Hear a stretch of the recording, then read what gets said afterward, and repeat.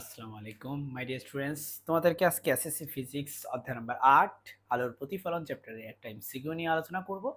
যেটা তুমি দেখতে পাচ্ছ বোর্ডে অনেকবার আসছে। Barishal board 24, Mymensingh board 24, Jessore board 23, Sylhet board 21 এবং ময়মনসিংহ বোর্ড 21।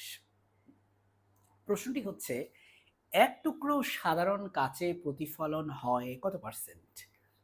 অপশন ক 2% to 3%, অপশন খ 3% to 4%, অপশন গ 4% to 5%, অপশন ঘ 5% to 4%, 6%, 5% to 6%। ডিয়ার স্টুডেন্টস, এটা তোমাকে অবশ্যই মুখস্থ রাখতে হবে। এক টুকরা সাধারণ কাছে প্রতিফলন হয় 4% থেকে হচ্ছে 5% প্রতিফলন হয়।